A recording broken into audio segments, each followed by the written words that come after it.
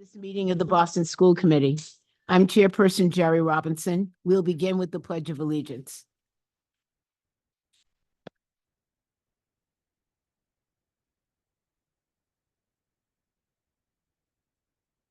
I pledge allegiance to the flag of the United States of America and to the republic for which it stands, one nation, under God, indivisible, with liberty and justice for all.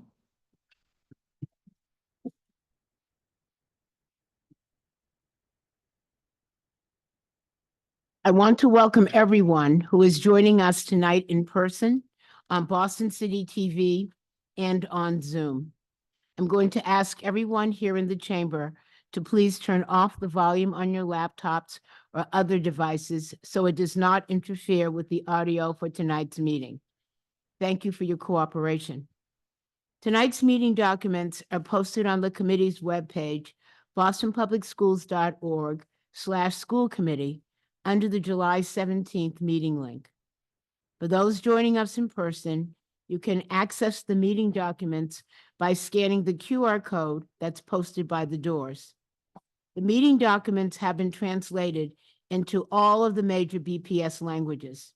Any translations that are not ready prior to the start of the meeting will be posted as soon as they are finalized. The meeting will be rebroadcast on Boston City TV and posted on the school committee's webpage and on YouTube.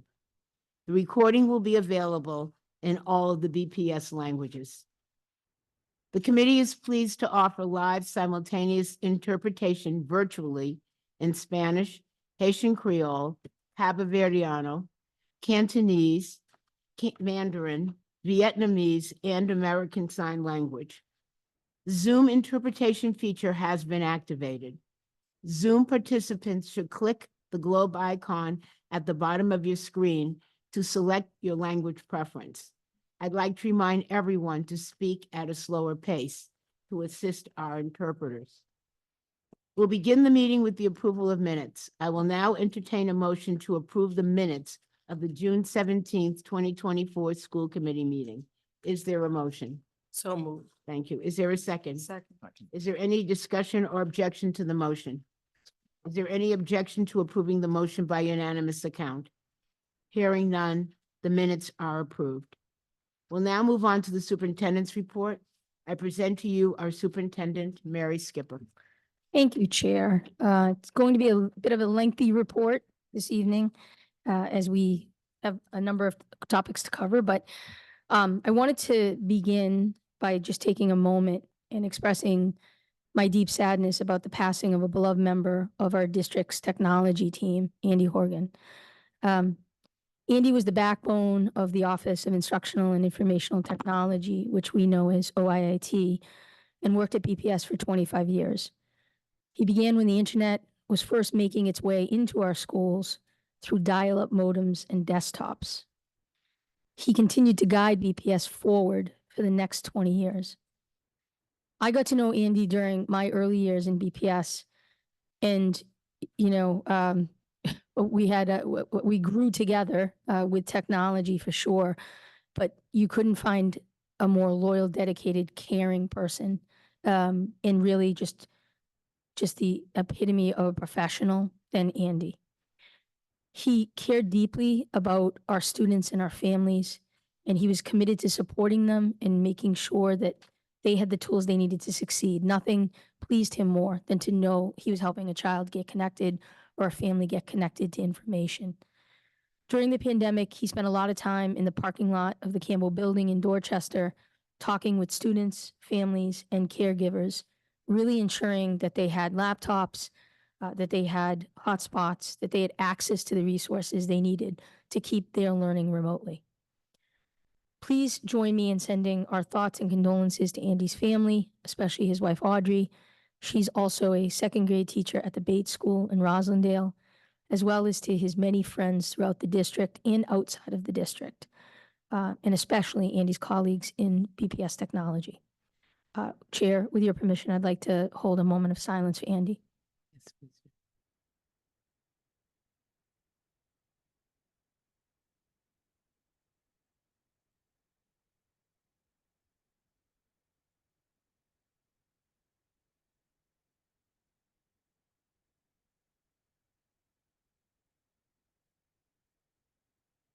Thank you. Tonight is also the last school committee meeting for BPS Technology Director and Chief Information Officer Mark Racine.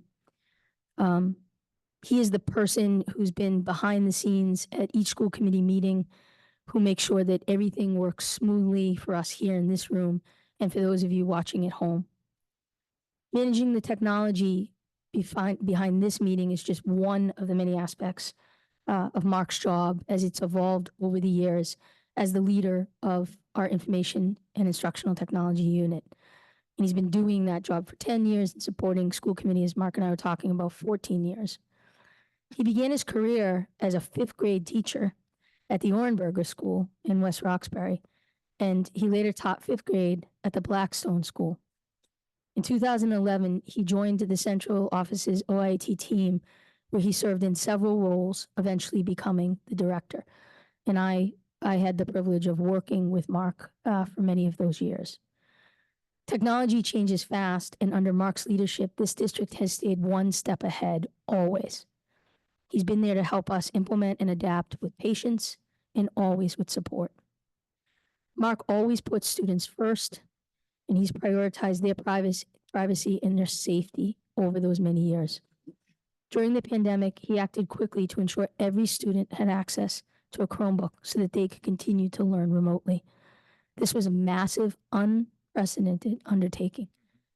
We're grateful for his leadership during this very challenging time, and honestly, his leadership every day. He's respected, he's a well-beloved colleague, and he will very much be missed, especially by me. Please join me in thanking Mark for his hard work over his many, many years in BPS, and know that we wish you, Mark, the best of luck in whatever that next adventure is.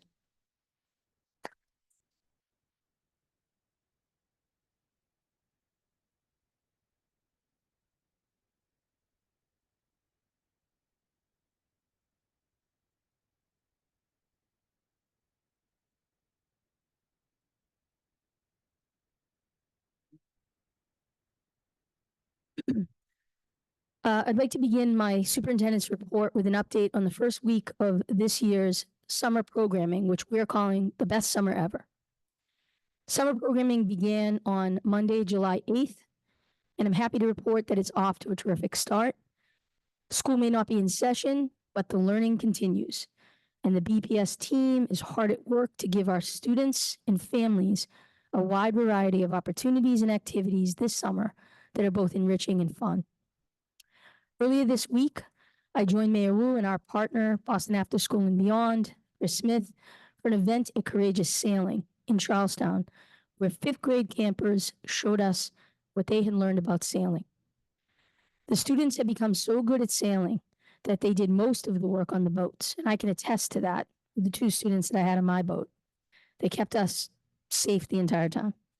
The program also brings in representatives from places like Boston Water and Sewer to teach about environmental safety on top of learning how to sail. Thanks to the commitment of dozens of partners, we are offering more than 130 programs at 88 sites around the city and at 55 Boston Public Schools, and an additional 32 sites like Courageous Sailing. In total, there are more than 14,000 students engaged in a variety of educational programs as part of what we call our 5th quarter programming. And that includes our summer learning academies, our course in high school credit recovery, our early childhood education programming, our exam school initiative, and all kinds of recreational opportunities that are supported by our BPS partners. We offer a wide range of options, so there's something fun for everyone, including athletics, entrepreneurship, literacy development, earn and learn, experiential learning, mental health supports, and career exploration.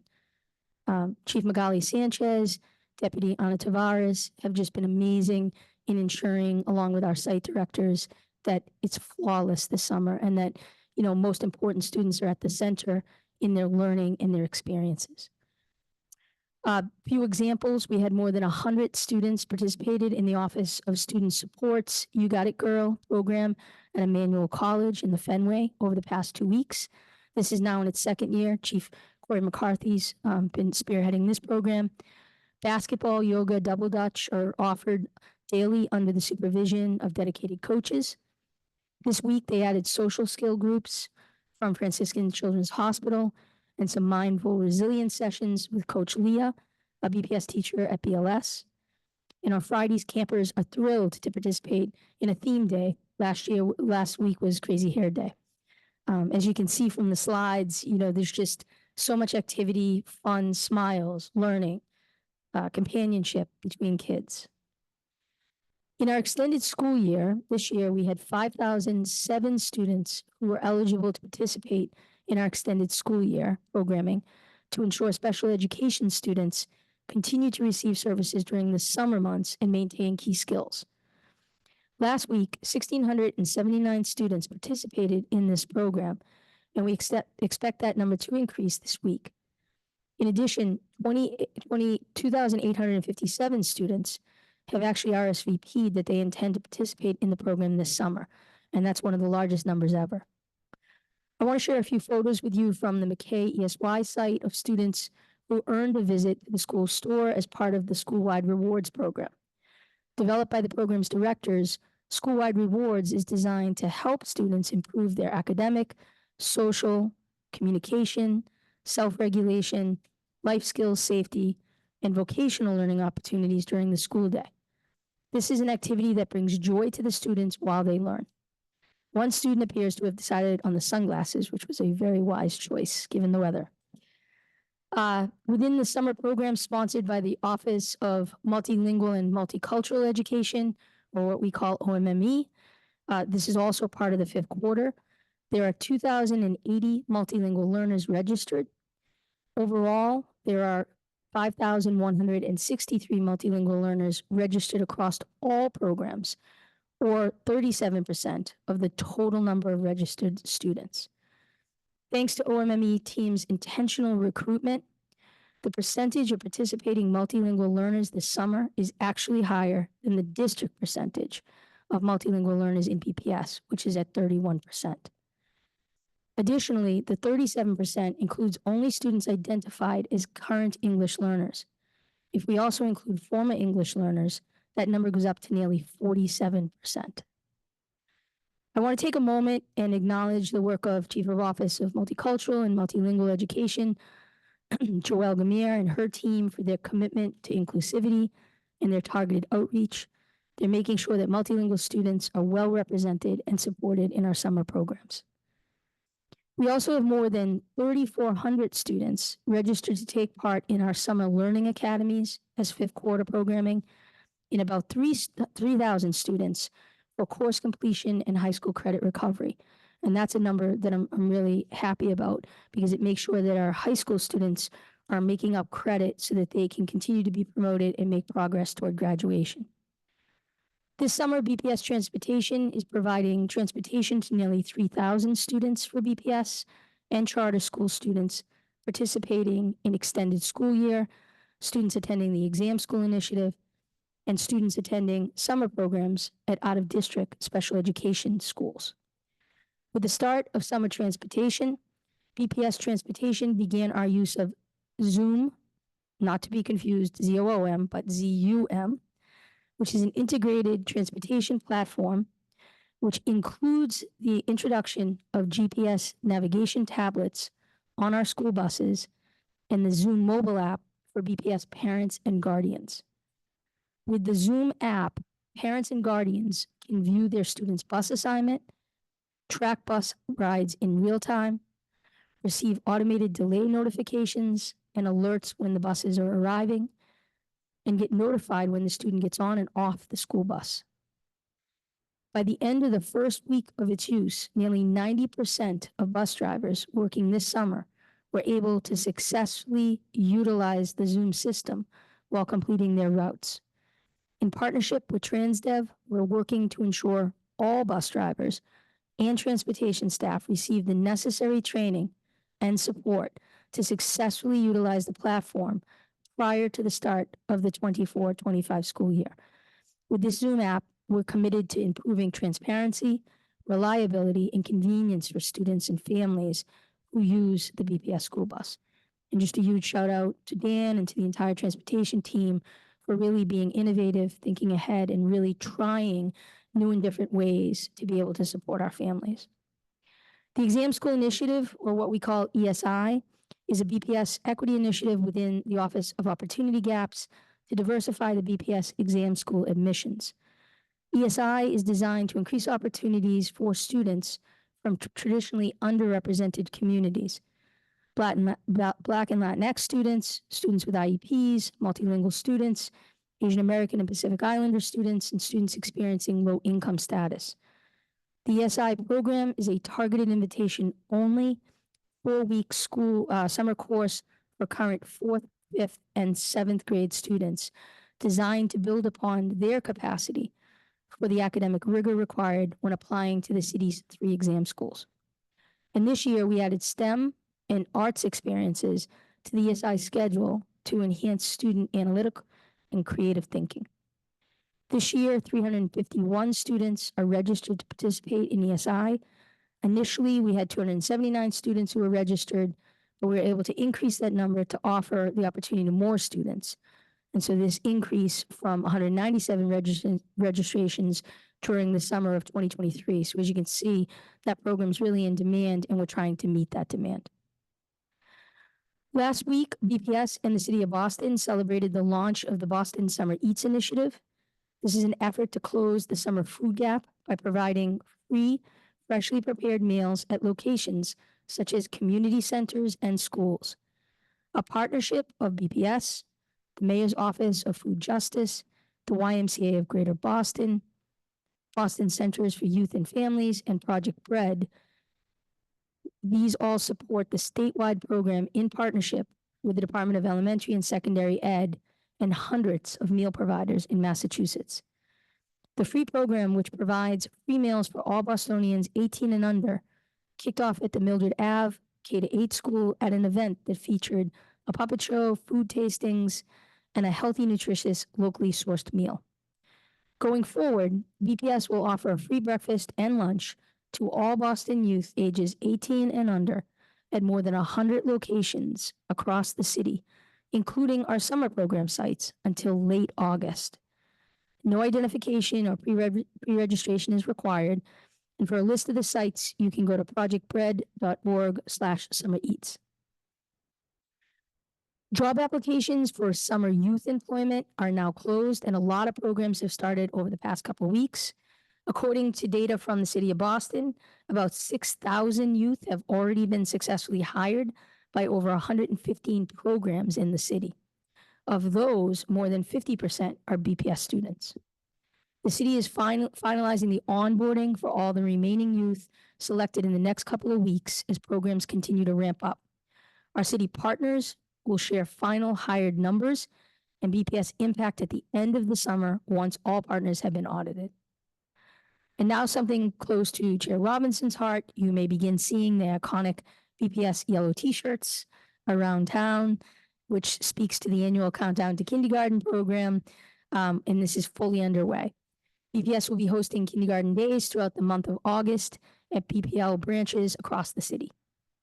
As of the week of July 8th, 6,363 students have been assigned to the district's early learning programs for the upcoming SY 24-25 year, including both returning and new students and early childhood and special ed placements. We have 350 students assigned to K0, 2,405 students assigned to K1, and 3,608 students assigned to K2. Those numbers constantly change and increase, but that's what we had as of July 8th. Incoming BPS students will receive information by mail about their local kindergarten day, where Countdown staff will be leading fun activities and will be available to answer questions from families. Families are encouraged to visit our newly revised website, which is at countdowntokindergarten.org. There you'll find more details on our programming, playgroups, kindergarten transition activities, and registration information. All new incoming kindergartners will receive an invitation for the Sea of Yellow citywide kindergarten celebration on Friday, September 6th from 4:30 to 7:30 at the Boston Children's Museum. The yellow school readiness bags are available now at every Boston Public Library, which includes a t-shirt, fun activities, and surprises for students and their families. Families also continue to participate in our Family Play Weeks camp, which is pictured here at Margarita Muniz Academy. The Learn to Play camps are designed for children ages birth to 5 years old and their parents and caretakers. Our comprehensive summer programming keeps our students active and engaged while they are out of school, and it gives them the opportunity to strengthen their academic skills while discovering new talents and interests through enrichment activities alongside their peers. Again, Dr. Ana Tavares, Deputy Superintendent of Equity, Community, and Family Advancement, is also here tonight to answer any follow-up questions the committee may have. PPS Transportation Director, Dan Rosengard, is also here to provide support if there's questions around the new app Zoom. Next, I want to provide you with a fourth quarter update on transformation schools, the final report for school year 2023-24. As you know, as part of the requirements that are in the Systemic Improvement Plan, or what we call the SIP, we're providing quarterly transformation updates to the committee.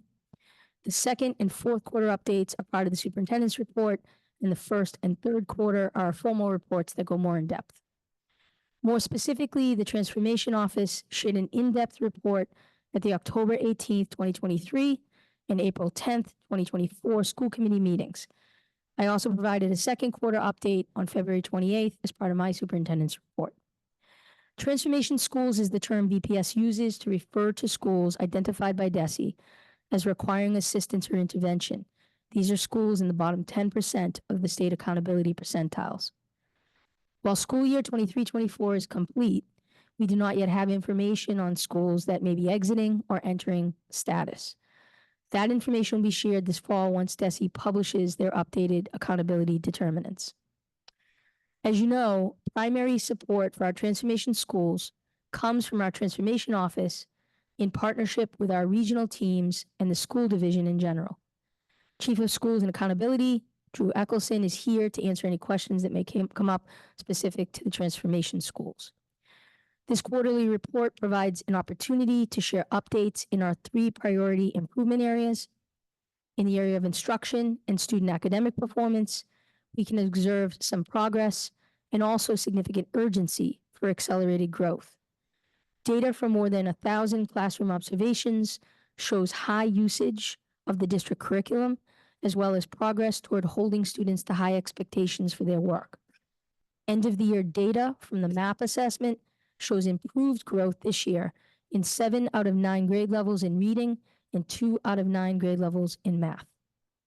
Our improvement strategy in the coming year includes intensified instructional coaching and expanded collaboration with partner organizations focused on curriculum implementation. We look forward to analyzing MCAS results and updated accountability profiles in the late summer to better understand achievement patterns and to help refine our improvement strategy. In the area of school climate and culture, we can see that survey results for staff and students are quite similar in our transformation and non-transformation schools. We are also trying to improve, but these results show more positive feelings from students, educators, and families about their school communities. In the area of attendance, we see both reductions in absenteeism and great urgency for further improvement. Transformation schools show the same 4 percentage point reduction in K-8 chronic absenteeism as non-transformation schools, and showed a greater reduction in chronic absenteeism at the high school level than non-transformation schools. However, overall rates of absenteeism remain higher in our transformation schools, particularly at the high school level. We continue to try a range of strategies to address attendance, including extensive outreach this summer. Further addressing the attendance issue is a critical part of our improvement strategy. And I think, as you remember, the Win the Day campaign we did in Region 8, which was a high school region, as a pilot, and we intend to expand on that come fall. One further area to mention is hiring. The BPS Office of Human Capital and the Division of Schools continue a close partnership around transformation hiring. We posted positions early and have focused on a range of supports for schools. As of early July, we have submitted hiring recs on 90% 90% of our transformation teaching vacancies, higher than last year and a higher percentage than non-transformation schools. Overall, we see progress on several indicators, but we will continue to feel the urgency to further accelerate student academic performance. We look forward to the upcoming year and to updating the school committee on our progress. Relative to facilities, you received a memo yesterday updating you on our facilities improvements and our ongoing work to prepare our school buildings for the return of students in the fall. The memo includes updates on ongoing projects, MSBA's accelerated repair program projects, pools, the status of 11 major projects under capital planning, and on the Ruth Batson Academy, formerly known as BCLA McCormick, the Melvin H. King South End Academies, and the Blackstone Elementary School. Deputy Superintendent of Operations, Sam DePina, and Interim Chief of Operations, Brian Ford, are also here tonight to provide you with any further answers to your questions. The memo will be posted on the school committee's website, bostonpublicschools.org/school committee. Finally, a few bright spots. The Office of Health and Wellness are holding pop-up events on Wednesday in July at Walker Playground, which is 550 Norfolk Street in Mattapan from 4:30 until 5:30. Families can participate in games and activities while learning about health and resources. Snacks, water, and giveaways are also provided. School may not be in session, but the BPS team is working hard to give our students and families a wide variety of opportunities and activities this summer that are both enriching and fun. 18 students from Boston International Newcomers Academy, which we call BINCA, all recent immigrants to the United States, spent 2 weeks sailing from Boston to Maine with the nonprofit World Ocean School. Students learned to read nautical charts, tie knots, and steer the ship, and develop team building skills, all while living aboard the schooner Dennis Sullivan. Several of the students kept the ship's log of their experiences, which is translated into 4 languages at worldoceanschool.org. One student wrote, "My favorite part of the day was driving the boat at the helm, and I saw some dolphins that were in the water close to the boat." The student also added, "I woke up to do anchor watch at 4 in the morning, and that was hard." And I bet it was. What an incredible, immersive learning opportunity for these students. I wanted to also share some good news from Boston Day and Evening Academy. Through a program called BDEA 2.0, the 5 students pictured here participated in internships related to the construction trades as part of their high school experience. The BDEA 2.0 program, initiated with a grant from the Barr Foundation, is designed to promote better outcomes for Black and Latinx students. 29 students participated in partnerships with different organizations, including Tremco Construction Products Group. This group that you see here, Raimondo Antoine, Chris Lewis Copen, John Herrera, Jonathan Montero, and Macy Thompson, went one step further and signed the inaugural cohort of students in the Rising Stars Achieve Green program, which supported them to follow the International Union of Painters and Allied Trades apprenticeship pathway. Having met certain requirements, these students are now eligible to complete the final steps toward becoming apprentice glaziers and a step closer to careers in the green construction trade. Congratulations and best of luck. In late June, about 50 students from several of our high schools participated in a peer mediation training at Emmanuel College, where they discussed issues related to school discipline and ways to de-escalate emotional or difficult situations in the classroom so that all students can be involved with caring for others. The members of the English High School baseball team, our 2024 Division V state champions, were celebrated for their success and hard work last month during visits to the mayor's office and the Boston City Council. Following a rally, members of the team threw out the first pitch at the Red Sox game on Friday the 28th. Again, congratulations for an amazing season and to the entire team. And that, Chair Robinson, concludes my lengthy superintendent's report. Thank you, Superintendent. And then I'll open it up for questions and discussion from the committee. Thank you, Madam Chair. And thank you, Superintendent, for the report. I say, Mike, thank you for your hard job and the each school committee meeting. Appreciate that your hard work. Good luck and your new time or new opportunity in your life. Okay. I have some question.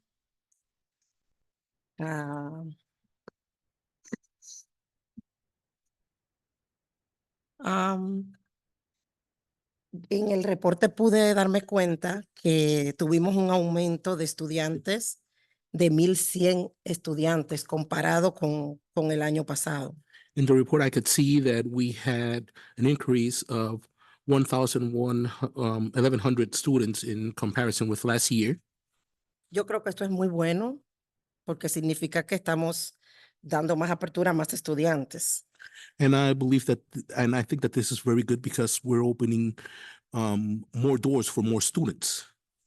Yo quiero agradecer a todos los maestros, paraprofesional y personal que está trabajando en el verano. I would like to congratulate all the teachers, paraprofessionals that are working during the summer months.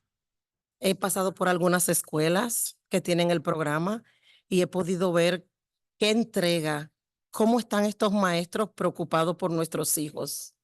And I have had the opportunity to go through some schools, and I could see the dedication that these teachers have for our students, for our children. Gracias por cuidar a nuestros hijos y por crear buenas memorias del verano de nuestros hijos. Thank you for taking care of our children, and thank you for creating those good memories of summer for our children. Okay. Lo próximo que quiero preguntar es sobre los trabajos de verano de la escuela. My next question is regarding summer jobs for school students. En el reporte, gracias por enviarnos el reporte a los miembros del comité escolar.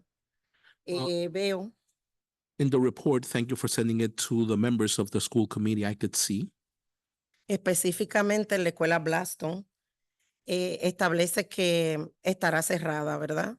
Entiendo.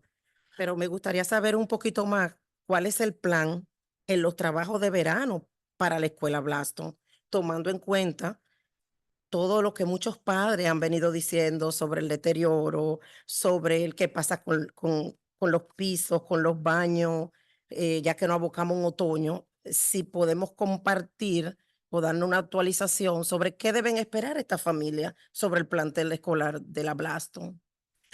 So also I would like to speak about the Blackstone School. I know that right now the Blackstone School is closed. I would like to know more about the plan. We have the parents have expressed concern regarding the conditions of the school. We want to know before fall what is going to happen. You know, we were talking about the conditions of the floors, bathrooms, and the infrastructure in general. Great. So actually, see, Deputy Depina, do you want to, but I'm also thinking, CO, yeah. I'm not sure if Brian or interim COO, Brian Ford.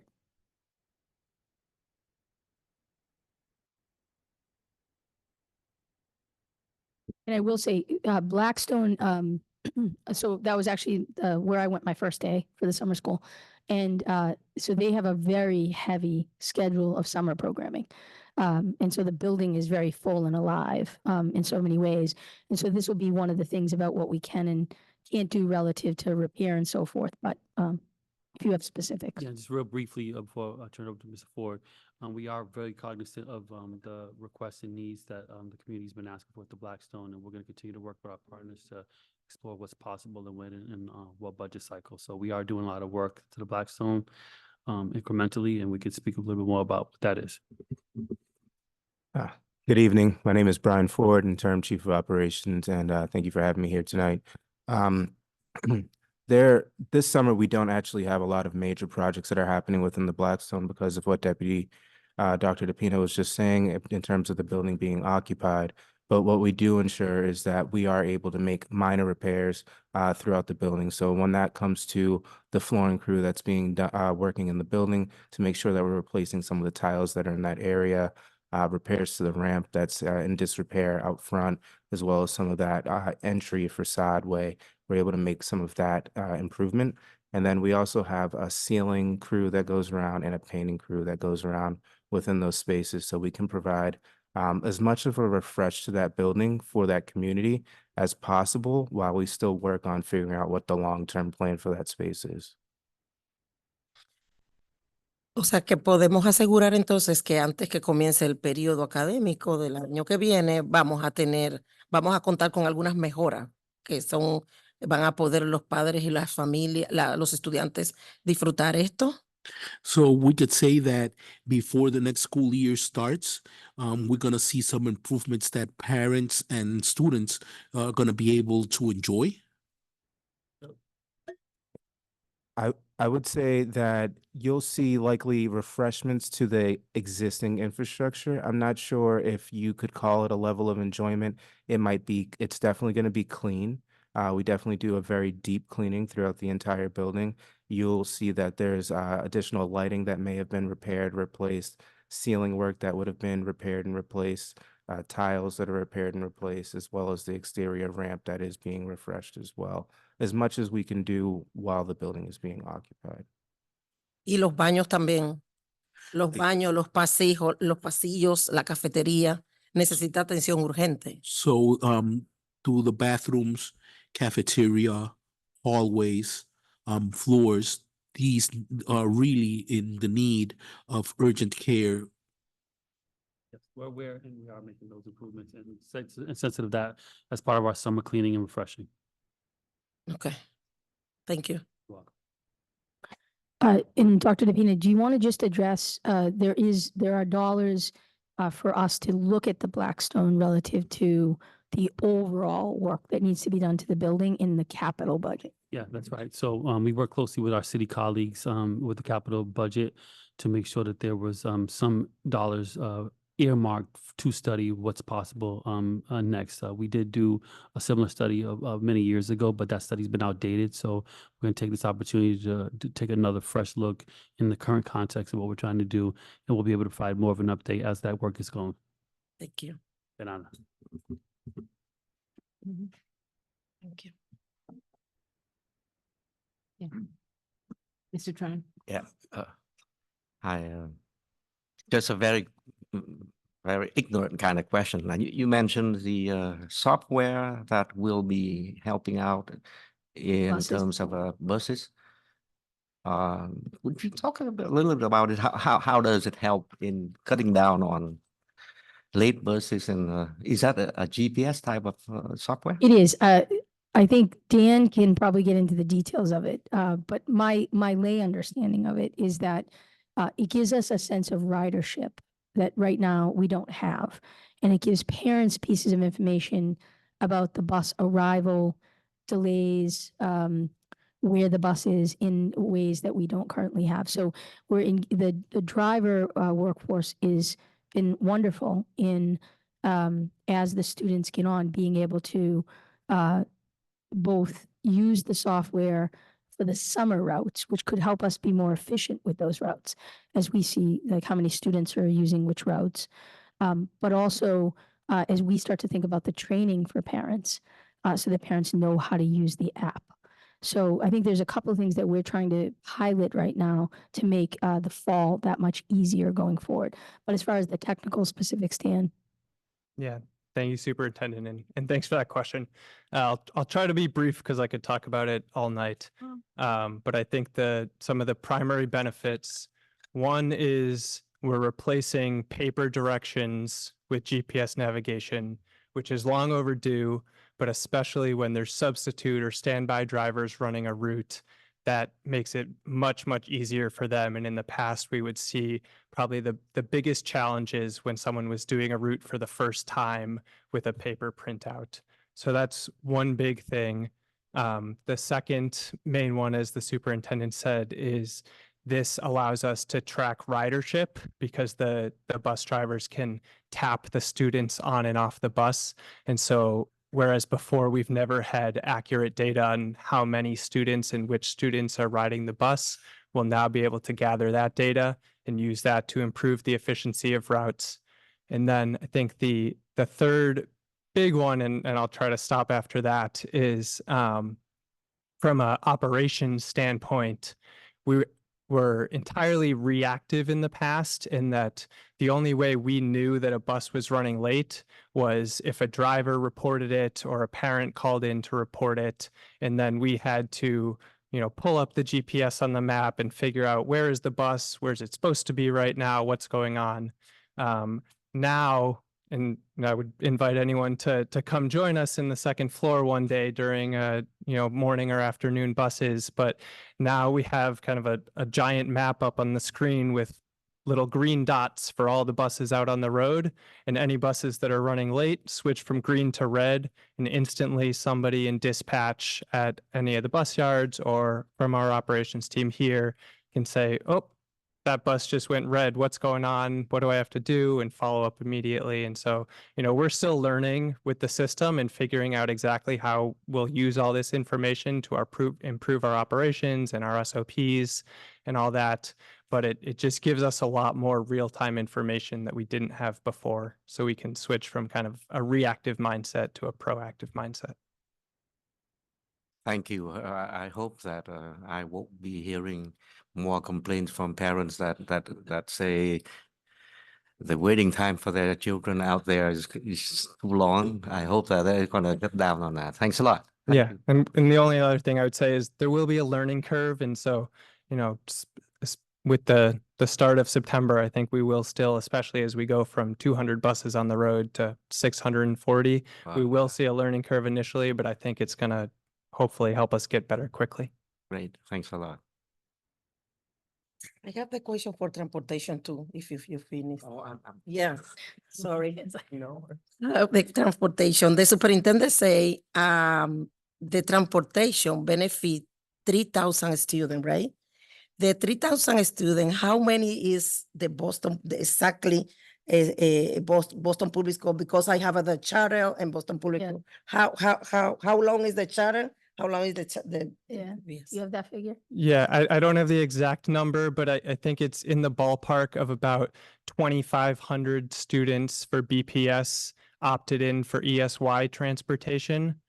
And then for exam school initiative, we're estimating that about 250 students are riding those buses. They're kind of open to anyone participating. But we think it's about 200 to 250 students. And then the remaining, I think it's about 250 students are charter school students doing ESY. So it's around those numbers. Dan, in a given year, with the 21,000 students that we transport, what number actually is charter? During the school year, it's about, I want to say it's about 6,000 to 6,500 charter school students. So it's about 25% of the total student population that we transport. Okay. Much larger. More than I Thank you. thought. Thank you.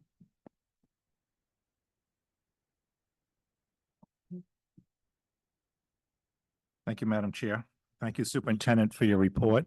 First of all, my sympathy to the colleagues in the IT department on the passing of Mr. Horgan, who, Horgan, excuse me, Oregon. Andy, right, who did so much over the years. And to Mr. Racine, your leadership in this department has been incredible for a number of years. And people know you comment about, oh, what you do for these meetings and something, which is like your part-time fun little side job compared to what you really do. And I remember standing in East Boston High School with you with all the work that you did early in the pandemic to get all students Google Chromebooks, and then standing there as students were coming in to have it repaired and replaced and figure out how to make them work. And you made that happen for all of our students. And most folks don't realize that you're also a national leader. You are incredibly well respected by your peers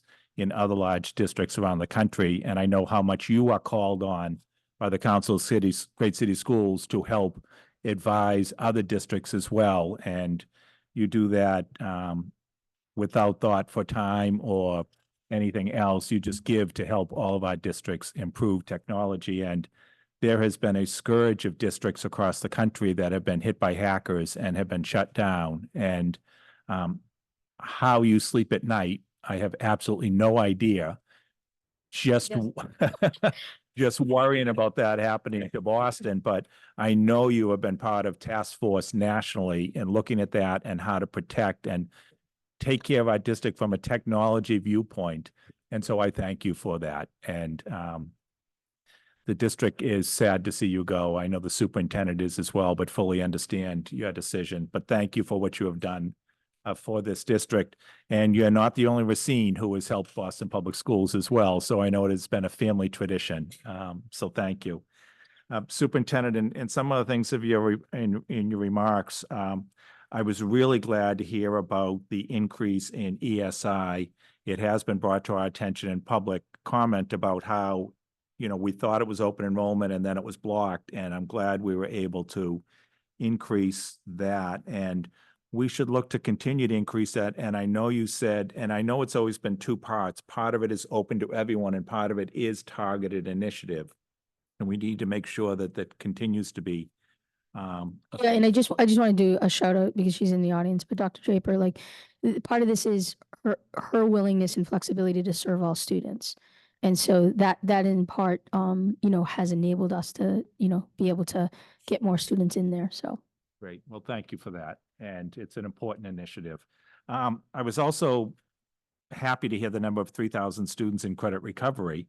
And how do we feel that's going to impact specifically graduation? I know we always hold the graduation for credit recovery students at the end of the year. So I think I could talk for a long time about this, so I won't. But Both. I think that one of the bright spots or the glimpses was that our dropout rate, and I reported this, but in many districts, dropout rate increased dramatically. In our district, it ticked up, and I am not undersizing that. Like it ticked up, and any tick up we want to be on. But post pandemic, you've seen dropout rates like really increase multiple digits. And ours ticked up, our graduation rate slightly ticked down. What was extremely hopeful was that in the extended engagement, we were up like 3%, which is a lot of kids. That tells us that our students are staying with us, our engagement efforts are working, our credit recovery and the support that we're giving students to give them the confidence and the support to be able to graduate is there. So we have a lot of students in that pipeline, and credit recovery over the summer is one of the places where if students don't participate, they fall behind. And so they then re-enter for the school year in the fall where they are behind a grade. So it's very hopeful to me, and I've gone by multiple of the credit recovery sites. The students are engaged. There's multiple ways we're doing it. Some do just purely on the online. Others are in small groups or working with tutor or working with teacher. So it's really varying to what the student needs.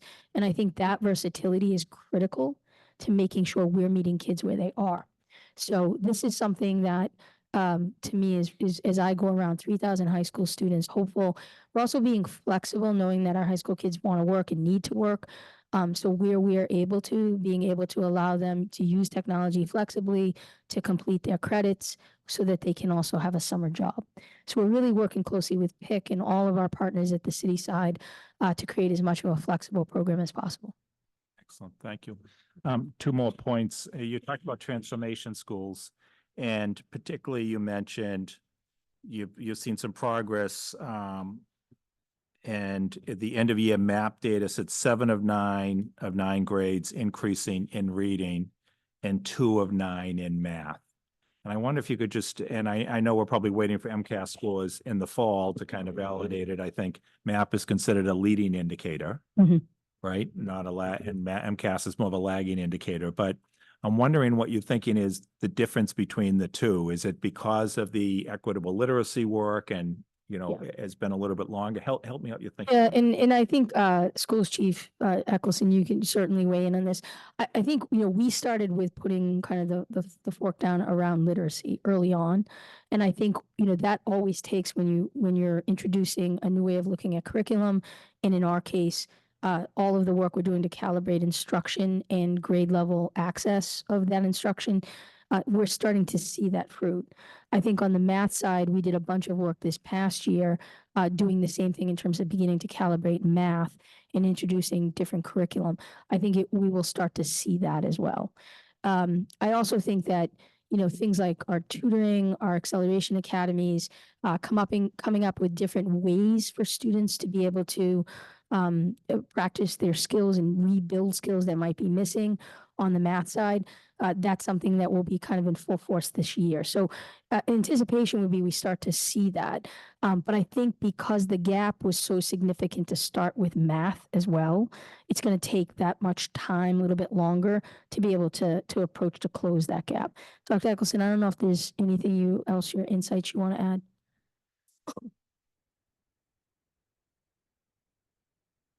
I think Superintendent, you said it well. I would just remind the committee and remind the public that immediately returning from the pandemic, we saw a sort of significant and quick increase in math outcomes for students both on MCAS and MAP. I think what we're starting to see now is that the sort of investments we've made relative to pre-K to 12 literacy is starting to potentially show some evidence, certainly the MAP data suggesting that you are correct, it is a leading indicator. We are hopeful based on the data that we're seeing around MAP that we'll see some interesting and positive trends around MCAS literacy rates as a result of that. So as a follow-up question, thank you for that. And whoever wants to answer it, we have a number of transformation schools, and you kind of made a generic statement of we're seeing, quote unquote, some progress or increase in 7 of 9. Is it across the board in all transformation schools? Is it 75%? Is it, and what I'm tying it to more is the conversation we had earlier this spring about equitable literacy, and when schools get to choose curriculum and when the district says, okay, you're moving curriculum. And so can you dig in a little bit, please, on that 7 of 9 increase, 7 of 9 grades?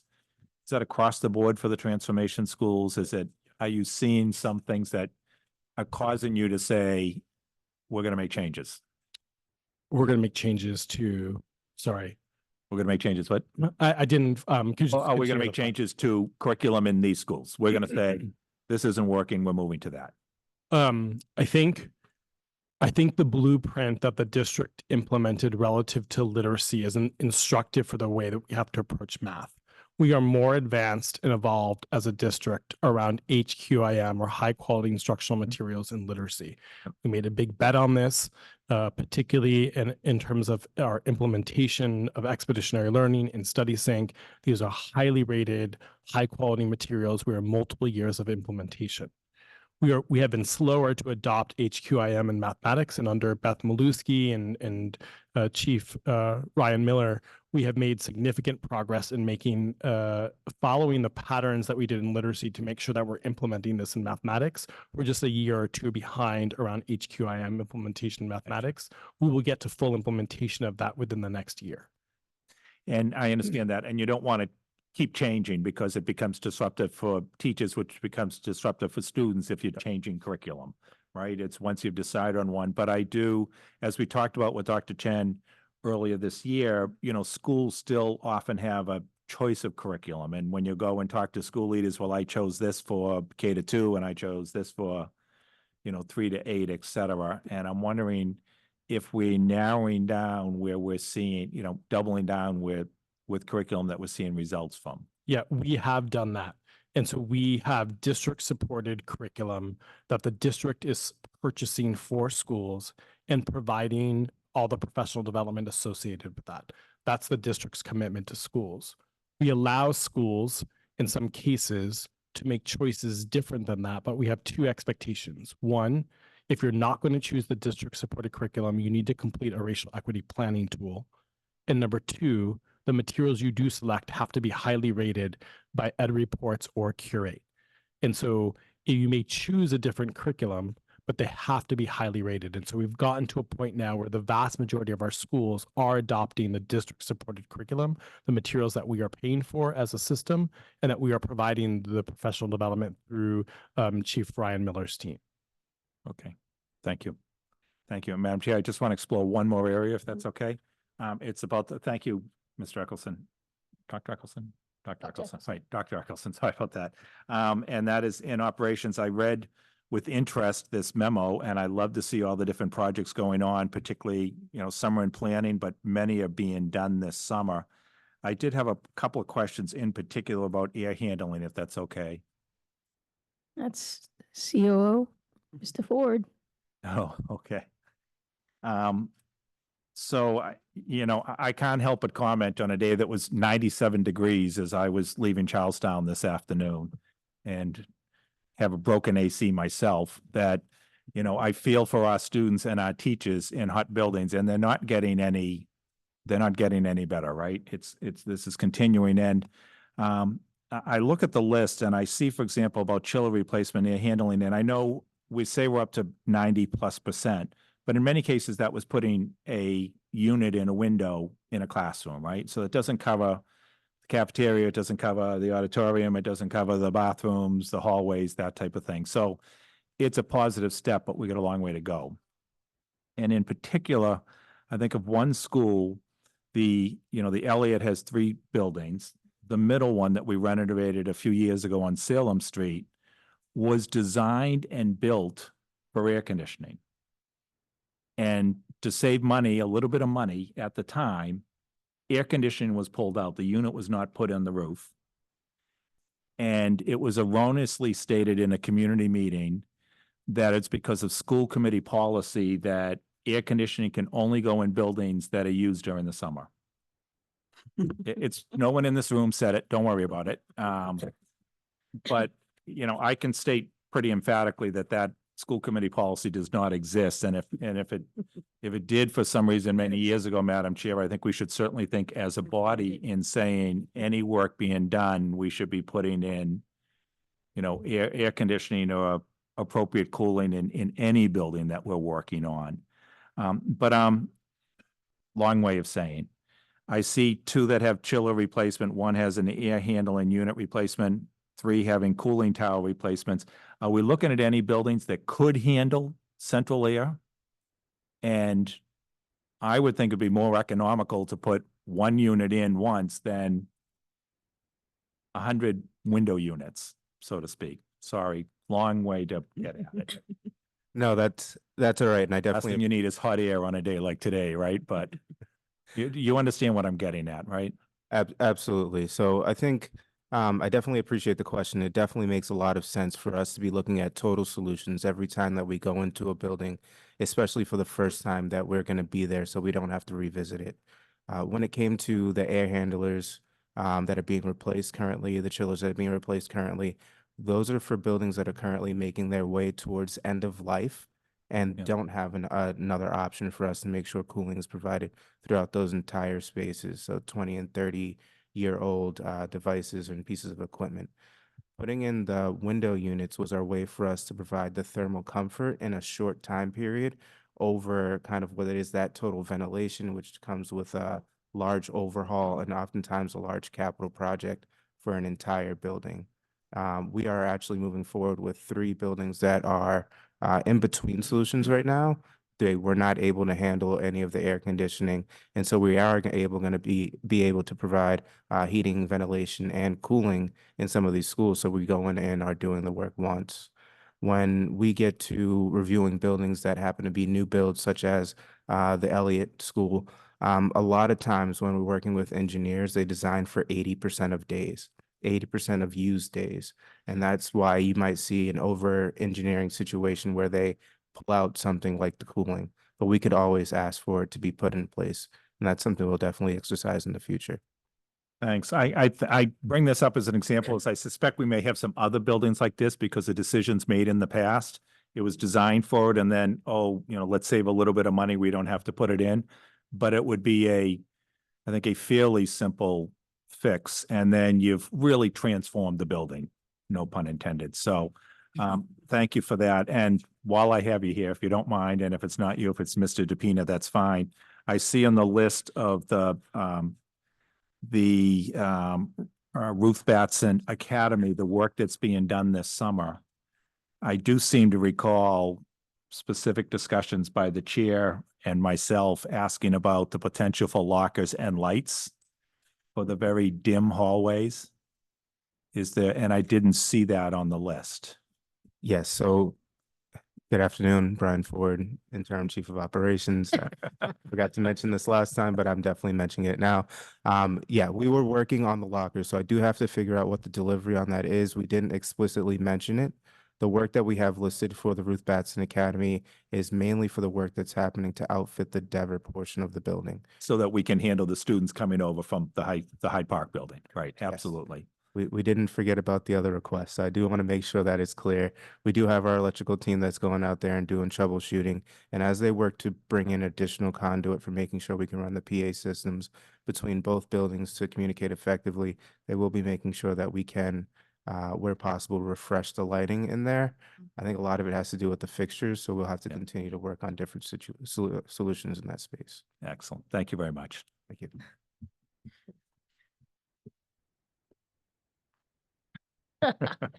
And thank you both, I think, for coming back from vacation for tonight to be here for us. Thank you for that.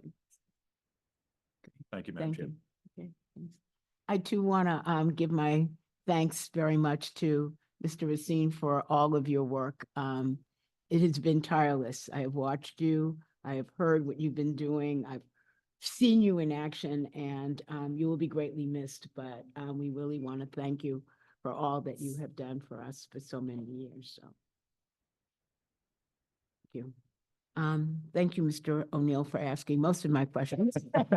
We think alike, Madam Chair. Right, but I still do have couple, one of the things I know, maybe we don't have this information yet, but I knew that you said that there were approximately 6,000 high school students that applied for jobs, and over half of those are kids. Well, I know we have many more than 3,000 kids, so I'm wondering if we know if there were kids who applied but did not receive a job through this process.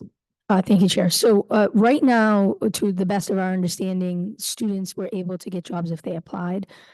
It's like every week the numbers come in differently. So that's the latest. And it's, I believe over the next 2 weeks, that's when the numbers will jump further because that's when we're making our last placements. In addition to the PIC jobs, in addition to the youth jobs, there's obviously students have in our 5th quarter also have jobs. So what we try to do for that end of August report is pull together all of the employment opportunities that our youth had. What I was very pleased about was a couple of things. One was, first of all, our mayor's commitment that any youth of age that wanted a job could have one. Secondly was the flexibility of the team to do on-site registration, which in my experience with secondary students is huge. Because we always expect them to go to whatever it is, and for us to go do job fairs, answer questions. I think that's really what prompted the numbers to be so much higher this year. So, and that's just huge flexibility for our team, the city team, and PIC, most of all, that really enabled that to happen. So I think each year we get better and better at this, and we'll have the final numbers, Chair, toward the end of August. I have a similar question about the number of elementary age students participating in 5th quarter, because I had raised a concern before the end of the year about particularly how were we reaching out to families who would have the need but might not make the registration, and were there any particular outreach from classroom teachers to families around kids for whom they would love to have seen?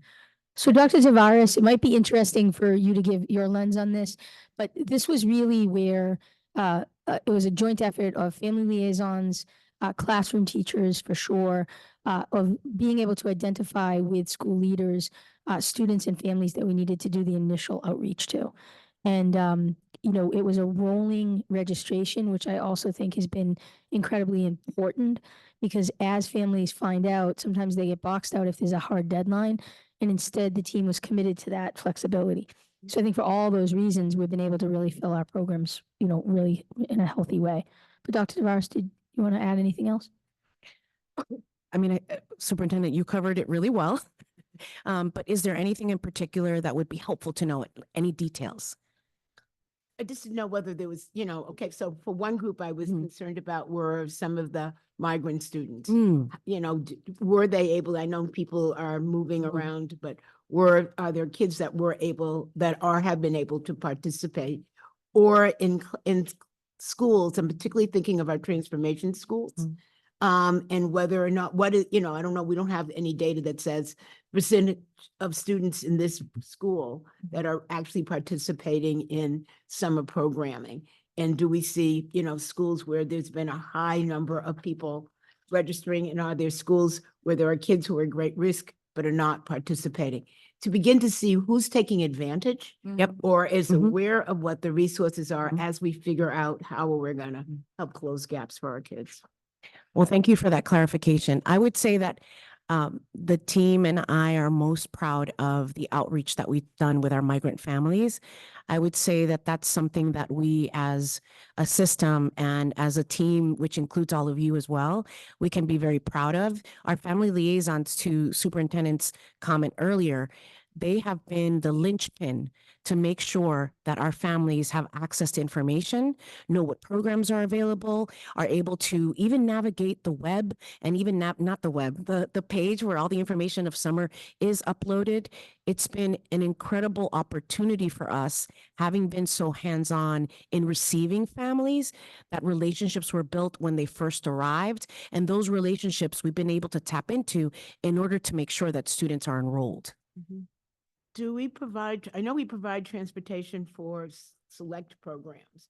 Do we provide it for anyone who needs it, or are there other programs for which parents have to get their kids there themselves? I would say this year we really focused on making sure that our students in ESY were the ones, according to their IEPs, had transportation. That was our focus for this summer programming year. And we tried to make sure that families that chose programs also understood where the programs were, so it can make it easier for the families to facilitate taking their child. So the concentration of availability of transportation, again, were for students with IEPs who required transportation, because we wanted to make sure those students had that support. Okay, yeah, that helps to understand sort of what the options and choices really are. Thank you. Okay. My last question goes back to the issue around the improvements in both the reading and the math. And I was wondering if we know the grade levels. And I was interested particularly in when I think it was Dr. Eggleston was talking about the choices schools make around their curriculum. And my question is, as they make those choices, do they look at the handoff and transition from one grade to the next to figure out whether the choices are making sure that students are progressing in ways that make sense for students versus a curriculum choice that may be great programming, but in the long run isn't giving our kids what they need? Yeah, so I know Dr. Leslie Ryan Miller is in the audience, and since this is a curriculum question, or Dr. Eccleston, either one, but what I will say is, as they're thinking about who's going to come up, what I will say is that I think that the team has done such an incredible job raising awareness of the importance of the curriculum and the fact that it is high quality, that now within the internal conversations that are happening with schools, we're much more focused about students grade to grade. And, remember, when we get achievement, the achievement speaks to last year. And so we tend to then zero in on that grade when it's actually the following grade that we really need to be thinking about addressing. So I think because of that, the calibration of the regional network and the work that Dr. Ryan Miller's team is doing on the curriculum side, it's lending itself to think more K-12 or pre-K to 12 than we've ever before. Hi, good evening. And Chairperson Robinson, I heard just a portion of your question. Do you mind just repeating it so I make sure I answer it in full? So I'm interested in understanding basically what the superintendent just said. So what's happening as kids transition from one grade to the next? Because I know there may be a K-2 curriculum and then a 3 to 5 or whatever. So my question is, as kids transfer from, or get promoted from grades 2 to grades 3, does the curriculum support and connect that learning so that there isn't a gap in the learning? So that whatever the math skills that you got K-2, are they picked up and continued without missing a beat in grade 3? Or does so how do we understand where we are making progress Sure. in certain grades, but or not, and wanting to understand as much about where we're not making progress and why Got as it. where we are? Okay, thank you for repeating that. So I think this really stresses the importance of standards aligned curriculum. And that's one of the pivotal pieces of high quality instructional materials, is making sure that the standards are addressed in the grade levels where appropriate. And so any high quality instructional material that's deemed by DESE should do that. It should make sure that if in grade 2, they're looking at, I'm just saying this, but fractions, that it's addressed in the curriculum at a specific point in time. And so HQIM ensures us of that. But one of the pivotal things that we have to do is make sure that our educators understand that and understand the importance of staying on pace with the curriculum. One of the things that I talked about when I was here in the spring is sometimes in classes seeing that there's some over scaffolding happening, which means that we're taking more time in a particular area, which then means students are missing something else because our time is so finite.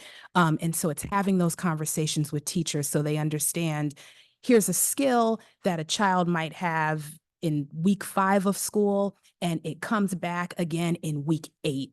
And them understanding that, and also understanding that they have to hit all these points so that our students aren't missing particular standards that then either make it so that when they are engaged in an assessment, they haven't seen the material before, or when they get to the next grade, they're not prepared because they haven't seen what comes before that, what the prerequisite is.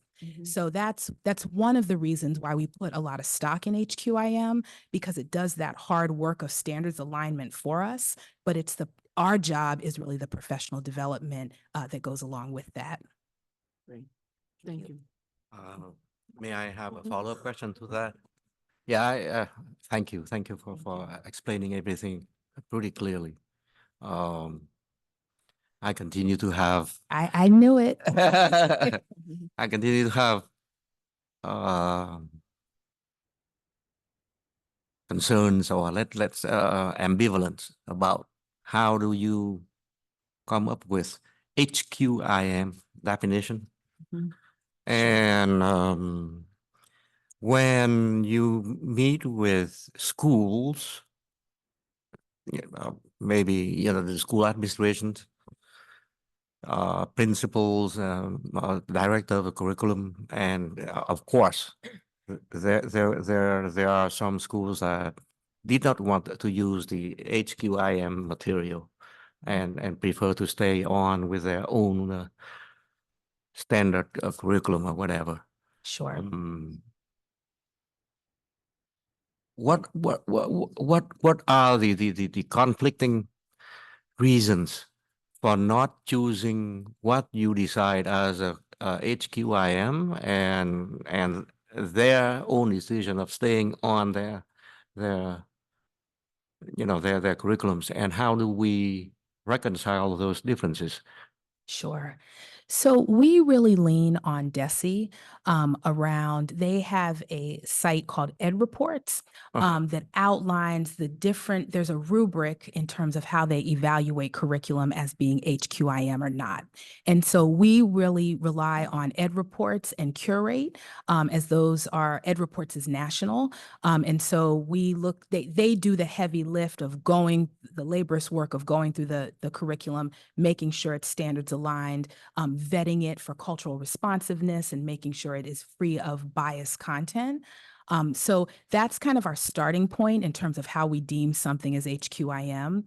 In terms of district-supported curriculum, we have pulled from that list of HQIM and then done our own assessment of the curriculum using a racial equity planning tool, and really engaging with various constituents in the community. One of the things, just to share, I'm really proud of, I don't know if you remember, it was months ago, there was a gentleman from BLA, his name was Andrew Pierre, and he came to public comment and just talked about the curriculum that they would like to see in classrooms. He is a member of the mayor's youth task force. And after that, we were in close communication, and he and some other students who were on the mayor's it's the mayor's youth council. They have now formed an advisory group specifically for teaching and learning. And so I just say that to say that in terms of student engagement and the content that they find engaging, I'm really happy to have their voice at the table going forward. That being said, I think one of the things that is hard, well, one, change is just hard. So I want to put that out there. And also, many times, particularly in the secondary space, teachers have created the material that they're using. And sometimes they get a fabulous response from students in terms of their engagement. And sometimes there is the student achievement that follows that we'd like to see. Sometimes there's not. And it has to be that students are engaged in the curriculum, that they see themselves looking good in the curriculum, but also that we're enabling them with the information they need to make the academic progress that we expect them to make. And so that's really the push with HQIM. We've had some pushback, but one of the things that I've found really helpful is myself or members of the teaching and learning team, we go out, we meet with the teachers, we talk through their concerns. And I'll be honest, sometimes they have some valid concerns, right? They'll say, this curriculum, I want to see more novels that reflect this. And we take that back to the vendor. And quite frankly, the vendors have been very helpful in making those changes because we spend a lot of money with them. And so they need to know that having, us as customers means that sometimes we need changes for the benefit of our students. So I think doing that has brought more schools in, and we're really getting to a place where folks who are not using HQIM are fewer and further between. So that's where we want to go. And again, we do try to be understanding that this is change for folks, and it has to happen for students. So I think conversations are one of the things that have helped to move the needle, and the support of school leaders for sure. Another follow-up question, because curriculum development and teacher training was part of my duty about 40 plus years ago. So I understand when you talk about teachers who develop their own curriculum and students respond to that positively, and now we are trying to install some changes, and of course there are going to be opposition, there are going to be pushback. I understand that because I went through that as well. The question I have is how sure are you that once they adopt the curriculum, they will follow through with it rather than reverting back to their own curriculum? Sure. So this is where we really rely on our school Crazy leaders. questions. This is where we rely on our school leaders, and we also rely on the liaisons in the regional model to be in classrooms, to see what's happening, to ask questions if something's not being used.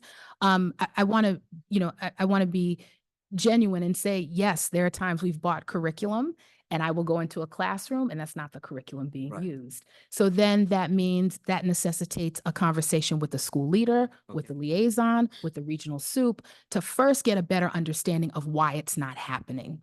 Sometimes those reasons can be valid, sometimes they're not. And so we have to have conversations about the why and then what needs to happen. I think I gave an example last time of just a particular school saying, hey, we use this text, it's this play by an author that's from Dudley, that's from Nubian Square, that we want to continue to use. And the reaction is, you can still use that.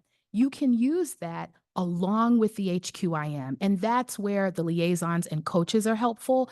They can have those coaching conversations to say, okay, let's look at the scope and sequence of the material. Let's look at what you're trying to use. Let's figure out where these things can be integrated in a way that your students are not going to miss what they they should have. They have to receive standards aligned instruction. If we don't give that to students and then we assess them, it's just not fair. And so those are the conversations that we're having. And I will say our educators are stepping up. They hear that. And they also want to be heard. So we hear them as well. It will reflect Yeah. in their evaluation. Thank you. Thank you. Thanks a lot. Thank you. Thank So- you.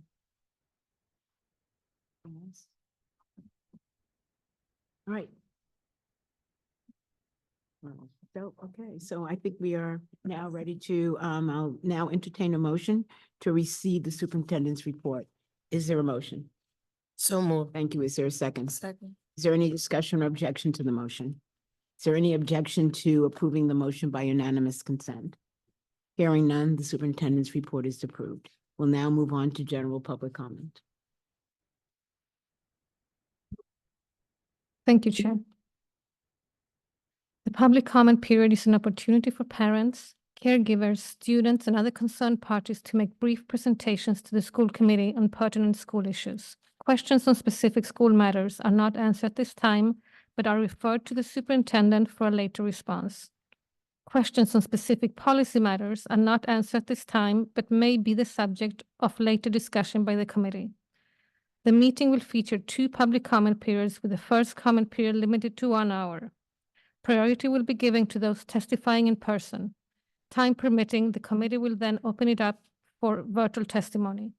After 1 hour, anyone who hasn't testified will have the opportunity to do so at the end of the meeting. We have 5 speakers this evening. Each person will have 3 minutes to speak, and I will remind you when you have 30 seconds remaining. If your remarks are longer than 3 minutes, please email your comments for distribution to the committee. The time that an interpreter uses for English interpretation will not be deducted from a speaker's allotted time. Speakers may not reassign their time to others.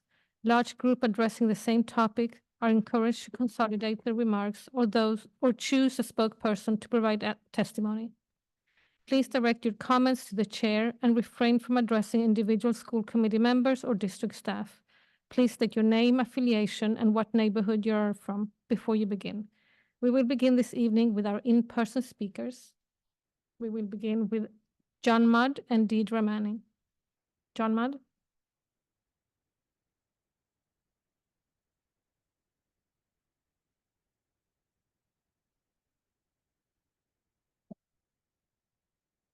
Good evening. My name is John Mudd.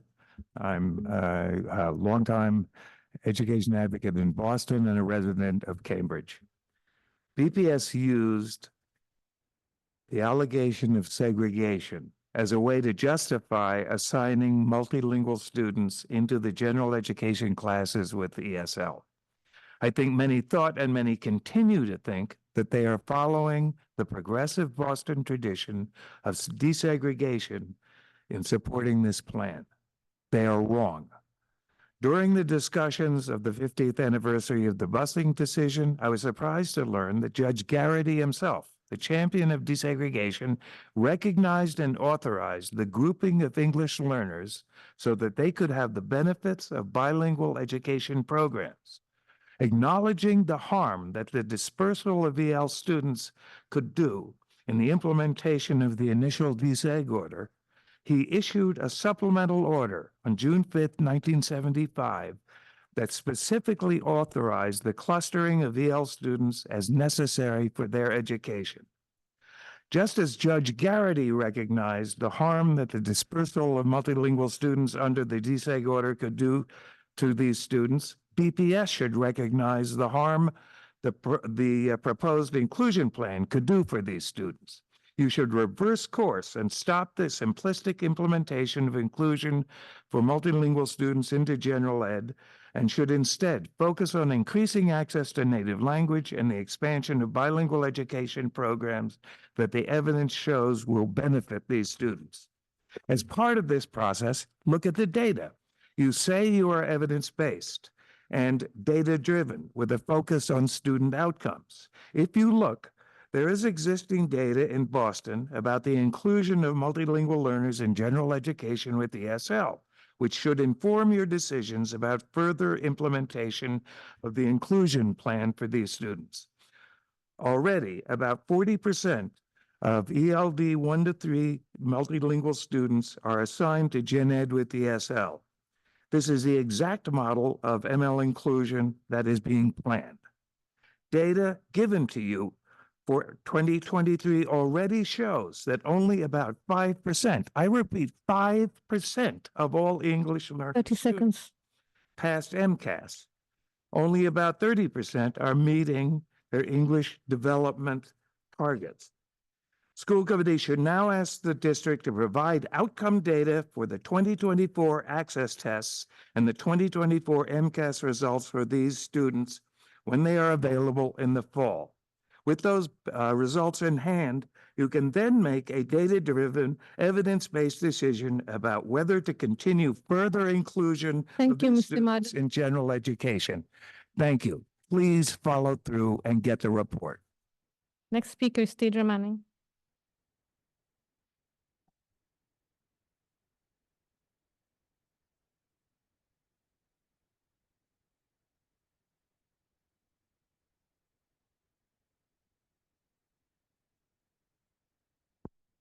Good evening. My name is Deirdre Manning. I'm a Dorchester resident, parent of two daughters, one a BPS student, the other a charter school student. Please cue to the 1 hour and 2 minute mark of my testimony from the June 17th meeting.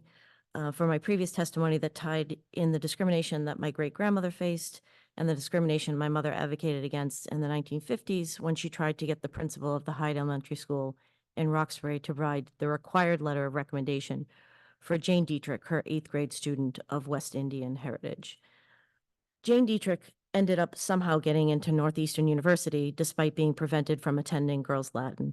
Unfortunately, she only completed 1 year of college. I suspect that if she had been allowed to attend Girls Latin, she might have had the support of mentors she needed to earn a college degree.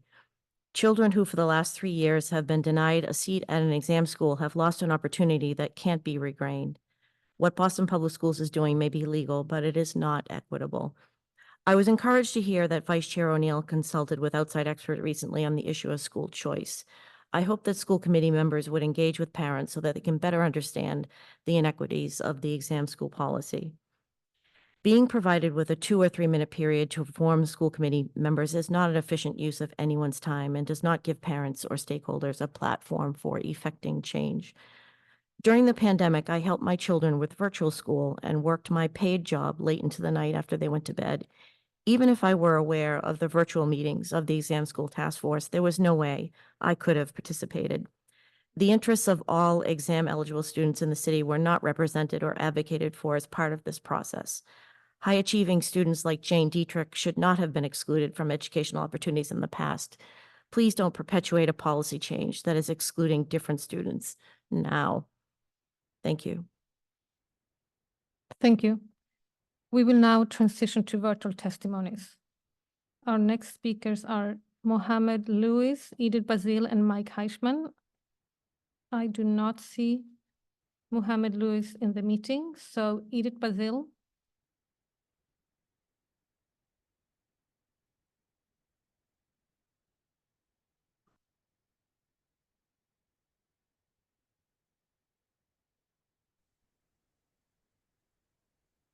Is it my turn?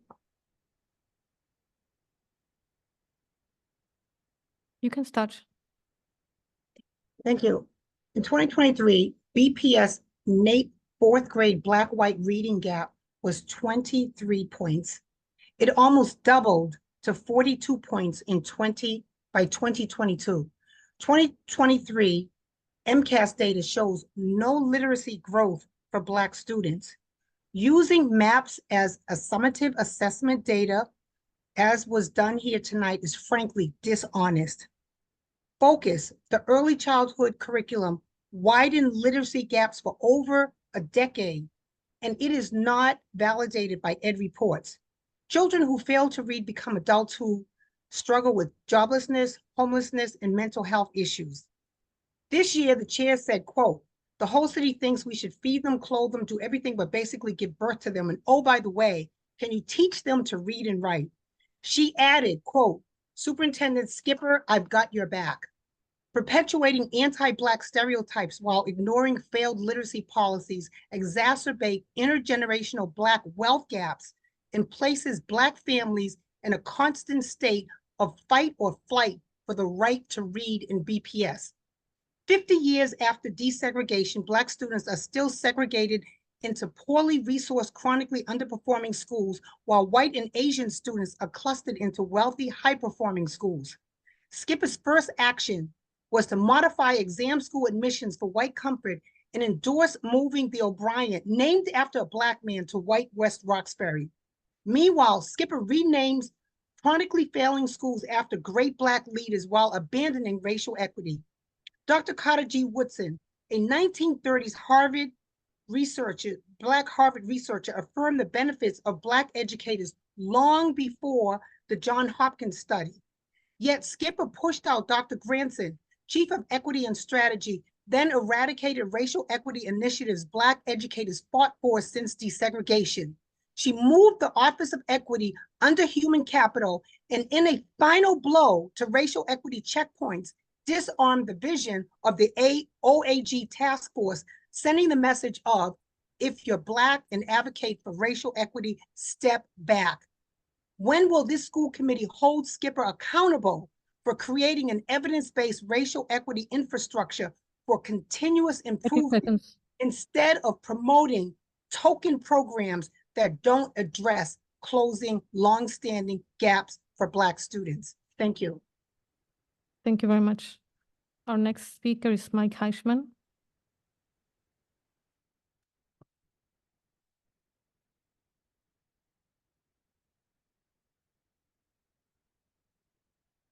Mike Heischman, Dorchester.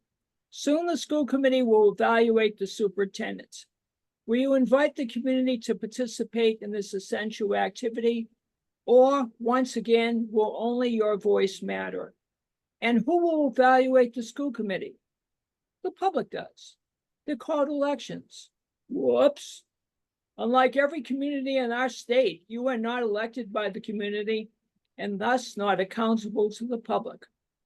You are political appointments accountable to only one person, Mayor Wu, and you only see and hear what will please the boss. A big part of the leadership's job is to stay and control the message. An important part of your job is to supervise the superintendent. Did you hear that Black and Brown central office workers have been fired and replaced by those loyal to the superintendent? Did you hear that Dr. Charles Granson, the Chief Equity Officer, wrote about these concerns to Ms. Skipper and was fired? Did you hear at the last meeting, silence speaks, 100+ voices beyond the trauma? Did you bother to read the report written by many past and present BPS educational leaders? The authors believe that the major reason for the retaliation and harm done to them is because they had dared to speak out in opposition to Ms. Skipper's policies. Will the superintendent or you bring this up at tonight's meeting? I doubt it. I was right. This report characterizes BPS as a heartless, vindictive, racist, and sexist organization that retaliates against employees who question their actions. This report charges that the superintendent has dismantled all policies and practices focused on advancing racial equity and has silenced employees who question these actions. This report charges that BPS is a large, complex system that cares more about optics, using backroom deals making to cover up individual scandals. This report charges that the real story in BPS is the entrenched dysfunction of central office that prevents our schools from advancing. This is a story of a cancer that is spread through much of our district. Over time, unless this disease is acknowledged and dealt with, every school and every child will be infected. Silence speaks grief and agony and calls on you to do your job and investigate these charges. What are you going to do about this report and these serious charges? Will you do your job, or will you continue to be complicit in enabling a racist, traumatic, and dysfunctional system to continue to harm many of our children and the BPS employees who have been hired to care and educate them? Thank you. Thank you. That concludes public speaking. Thank you, Ms. Parvex, and thank you to those of you who spoke this evening and shared your perspectives. Your testimony is very important to us. Our only action item this evening is the grants for approval totaling $3,470,693. Now I'd like to turn it over to the superintendent for any final remarks. Wonderful. Thank you, Chair. So before you, you have 6 grants that are totaling $3,470,693. Just a few things to call out. I think the adult literacy grant, this one really is around, it's an exciting grant. It's around providing high school and English language classes to adults in Boston. So this is through our adult ed branch. It also has a diploma bearing arm, and it offers English language classes for parents. The other one that I wanted to just mention was there's a comprehensive school health grant, which obviously is helping us with case management relative to our nurses. So fully supportive of this. And then there is the intensive assistance grant, and this is the large $1,332,000 grant, and this is relative to academic acceleration academies. So I would just, these are all grants that will support our students, our staff, the forward movement of the district, and I would just appreciate a positive vote on this by school committee. Thank you. Any questions? No? Okay. If there's no further discussion, I'll now entertain a motion to approve the grants as presented. Is there a motion? So moved. Thank you. Is there a second? Second. Thank you. Is there any discussion or objection to the motion? Is there any objection to approving the grants by unanimous consent? Hearing none, the grants are approved. Okay, so tonight I wanted to have a brief discussion about the superintendent's evaluation process. The annual evaluation of the superintendent is a core responsibility of the school committee outlined in our bylaws, specifically in Article 6, Section 1D. This section mandates that, quote, the school committee will annually evaluate the superintendent's performance. Periodically, it will develop with the superintendent a set of performance goals and objectives based on the needs of the school system. The superintendent's performance will be reviewed in accordance with these specified goals. The last time we came together as a governing board to establish goals was before Superintendent Skipper joined us. During the fall of 2024, the school committee will convene to revisit our current goals and establish new ones aligned with our district's priorities. These goals will be centered on fostering high expectations for student achievement and will be accountability driven. This year, as I did last year, I have requested Dr. Stephen Alkins and Vice Chair Michael O'Neill to spearhead the evaluation process. I am pleased to share that they have kindly accepted the responsibility. We will evaluate Ms. Skipper in accordance with the standards provided by DESE's framework, instructional leadership, management and operations, family and community engagement, and professional culture. For this year's evaluation, the superintendent's goals align to what we as a school committee shared in our summative evaluation last year. I have also asked the superintendent to share the accomplishments and challenges of the district that align to her goals. The superintendent will complete a written self-evaluation that will be shared with the committee. Each committee member is then asked to complete an individual evaluation. Dr. Alkins and Vice Chair O'Neill will compile our collective thoughts into a summative evaluation that will be presented at a special virtual meeting on Monday, August 19th. We will vote on the superintendent's evaluation at our August 28th meeting. The timeline for the superintendent evaluation can be seen here. I ask that tonight's discussion focus on the evaluation process.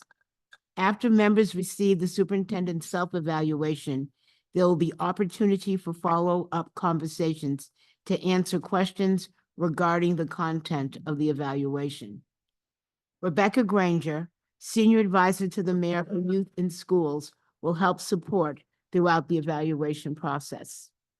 Okay, now I will open it up to the floor for questions and comments from the committee regarding the evaluation process. Chair. Thank you, Chair, for sharing the timeline. I'm more curious if we have specific dates on when we're gonna be receiving the individual evaluation forms and when is expected to send to back to the Vice Chair and Dr. I'm gonna Alkins. ask Rebecca. I'm if- sure you're gonna send join as a us. follow-up email, Yeah. but just for the purpose for the public to have Mhm. awareness of what those dates are would be helpful as well. Yep, definitely. Thank you, Member Lima Barbosa. The self-evaluation will come to you on July 24th, along with the individual evaluation that you will fill out. And then those will be returned on August 1st to be compiled into the summative evaluation. So it'll give members a week to complete. Okay, and then just curious if in the past, when superintendents have been evaluated, has there ever been the public has ever participated? Is that something that just curious, because I know a lot of conversations that we have is about community process. I know this is very specific. We are the ones that are here to supervise, but just something that was mentioned, and I'm just curious on how. Not in my tenure, Mr. O'Neill. So, great question. Mhm. Evaluating the superintendent is one of our 4 key responsibilities, right? So as school board members, we set policy, and this is set by our bylaws and what's set up Boston Public Schools. So, and I know I'm being repetitive, but you've said this for the public, so I'll state it as well. We set the policy for the district. We hire a superintendent to implement that policy. We approve a budget that allows the superintendent to implement the policies we set. We evaluate and approve, ultimately approve. And we evaluate the superintendent on how they are doing against the policies that we set. So it is a key responsibility of ours, and we are expected to be informed throughout the year in how we believe the superintendent's doing. We listen to public comment, we talk to school leaders, we talk to teachers, we talk to parents, we talk to community members, advocates, et cetera, and we form our own individual opinions that are clearly informed by feedback we receive, including listening to public comment.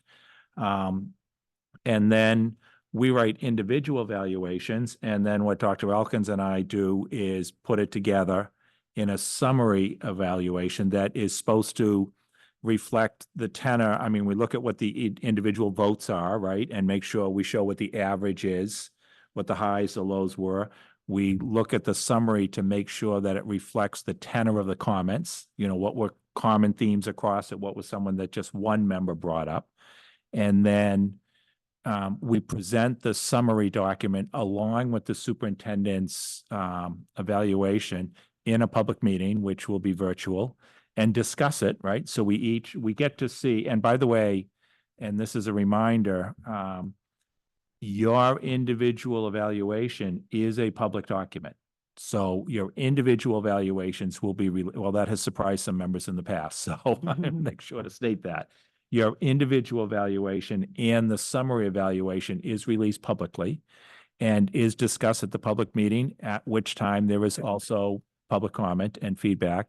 We do not vote on it at that meeting. We vote on it at a later meeting. I think it's scheduled for August 28th, our next in-person meeting. So is there opportunity for public feedback? The opportunity for public feedback is throughout the year. Quite frankly, we heard comments tonight from how people feel the superintendent is doing. We also talked to school leaders, teachers, et cetera, and that informs our decision process. I hope that helps. No, it does help. Thank you for going a little bit deeper too on just like the expectations of the overall process, and for the friendly reminder that we're constantly hearing feedback not only about the superintendent, but just the overall district. And I think that, of course, will influence our own personal opinions. But I was more asking if there was like a formalized way with the evaluation, but I think it's totally fair. Not only through public testimony, but through the ways that we are engaging with family members and staff and educators. So thank you for that. And I think it's good to remind folks at home as well that their voices are being heard in these different avenues. So thank you. That is all for me. It is, yeah, and I'll just say as a follow-on to that, like I don't reach my points that I make in the evaluation by myself in a vacuum. They are informed by people that I'm speaking to in the district throughout the year and observations I've made, visiting schools with the superintendent, et cetera. And whether I'm with her or not, the feedback that I have heard. And so that informs Right. the evaluation that I do, which is a very important part of our responsibility as a member. So, thank you. I also, if I may point out, Chair, one more comment. As much as we are evaluating the superintendent on the 4 standards set out by DESI and the goals we set last year, I point out the other important piece is at the end when we make recommendations on areas we want to see the superintendent focus in on, because those become the goals of the following year. So what we're evaluating the superintendent on in the context of the DESI standards are specific goals that we as a committee last year put in the summary evaluation and voted on that this is what we want the superintendent to focus in on in the coming year. So that second piece that you do is equally important to your evaluation of how she has done in the past year, what you're saying you believe is important she focus in on in the next year. One final, because I just remembered that Diego is no longer here. Would this process, even if let's say we had a student here, would the student representative still be able to participate, or is it just for the voting? No. The student would also be able to participate. Okay, just curious. Yeah, no. Student participated last year. Well, just a quick comment. I've been involved in this kind of evaluation of the superintendent for the last 6 years. Criteria set forth either by DESI or by this board, in terms of evaluating the superintendent, are supposed to be objective, and they are objective. But in my own assessment and in my own reading of past evaluations from members, I do somehow see subjective comments in it, and I'm just reminding everybody that subjective comments should not be part of that because they are public documents. Thanks. Yeah. Thank you. Nothing. Michael, any other comments? Okay, well then, I think we will look forward to receiving the materials and look forward to our conversation on August 19th. Wonderful. In the interim, I just wanted to say that as people are going through their process, there will be opportunity for people to have direct conversations with superintendent. It's part of their thinking. Oh, thank you as well. for that. So, Yeah. okay. All right. We'll now return to public comment. We have one public speaker and reports, Edith Bazil.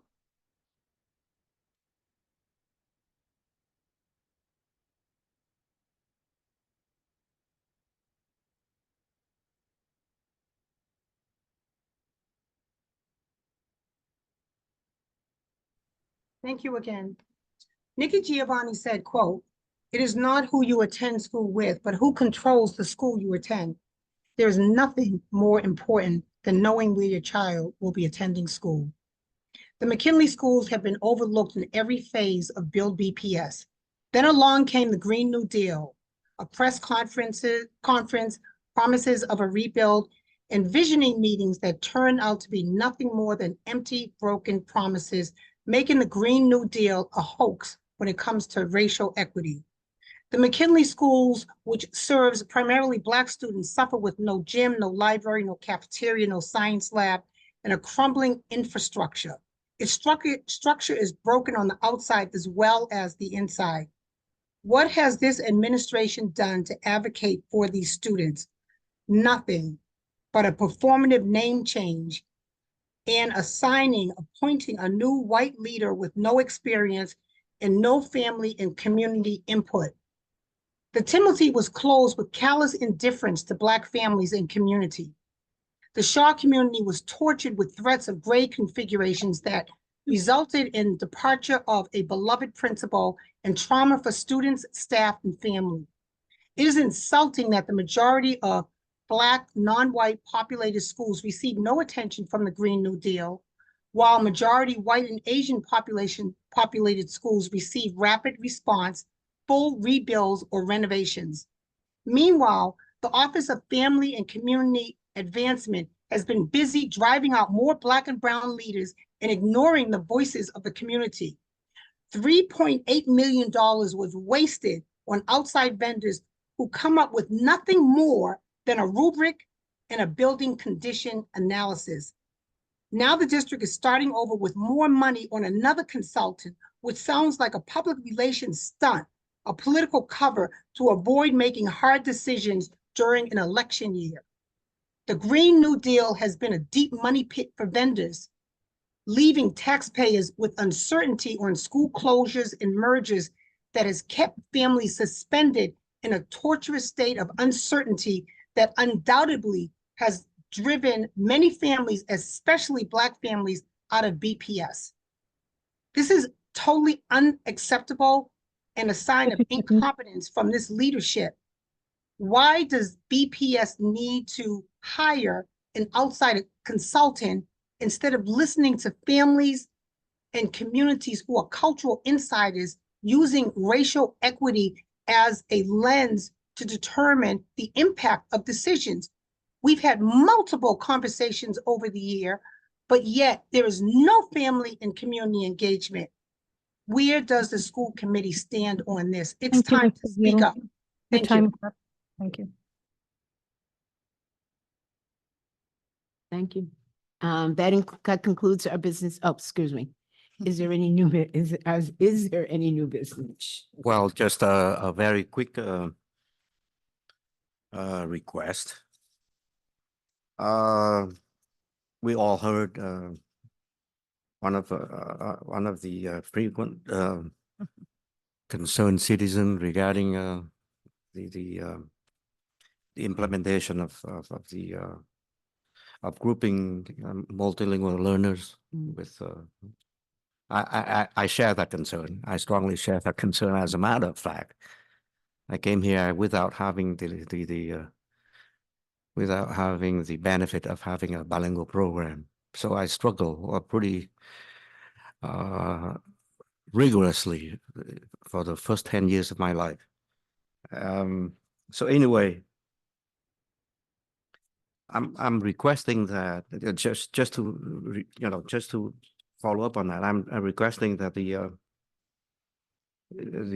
office do provide outcome data for the 2024 access and 2024 MCAS of ELD 13 3 ML students. That before we decide, or we can make any kind of recommendation or advice to to the ongoing implementation of the inclusion program. Thank you. Chair, I want to second that request. You got there Yeah. first, but and I think Chair and the superintendent, I don't know if with that report, but also just speaking on the work that Chief Gamera has been doing with the OMM team. I've been advocating and the community has been advocating for a while when it comes to the Cape Verdean Creole duolingual. We've been having meetings already, so I think that could be a good opportunity of sort of providing an update and just looking at a little bit micro of like what the district is already trying to do, also considering how it's going to be impacted if and when the inclusion education program is implemented, like how is that going to impact that work? So just wanted to give a shout out to Chief Gamera for taking that, your request seriously about really looking into the Cape Verdean community, because for years it has been requested. We can go back to many superintendents and mayors, and for once we're seeing some movement and some realistic action steps, not only from the district, but like including the community and folks that have been doing a lot of community engagement over the years. But as we know, more community engagement doesn't hurt, to make sure that we're actually meeting the needs of the folks that are actually present and the students that are great. gonna come. So just wanted to echo what committee member Tran said, and if we can emphasize Yeah, on we will. So thank you both. We'll be, when we do the access and the MCAS report, we will report out by all the ELD levels, but with a particular concentration on the ELD threes, as well as the transition of students who become former or what we call FLEP students. And then additionally, on the programmatic development side, we'll make sure that that the Chief Camille talks about all the exciting work we're doing in the creation of new dual language programs, transitional bilingual, heritage programming, really all of it that's happening. We have a bunch into DESE already for approval. So we'll make sure that that OMME presents all of that information. Thank you. Just a very quick question. Maybe this question should be directed to us, as a matter of fact. What is the status of the ELL task force? I know it's disbanded. Are we going to reopen or reorganize that soon? We want to come back together. That's what we were talking about, wanting to come together in the fall to talk about goals, outcomes, but an unanswered question from last year is whether the task forces, ELL task force, opportunity and achievement gaps task force, you know, what structure can we have? Okay. So that we make sure we have those voices Yes. represented. And so we need to figure out what that structure is going to be to bring that group back, or to bring those voices back, whether it's that same structure or another one. I think that's more the question. But yes, we very much want to make With your sure. permission, when is it reorganized, whether I like to be part of it? Yes. Same. Okay. Yeah, when I say follow the, Mhm. thank you for the Yes. question. It's important for multilingual Yeah. students. It's important too, if you, the meeting is the last meeting, right? The year, start the year, proveyendo result.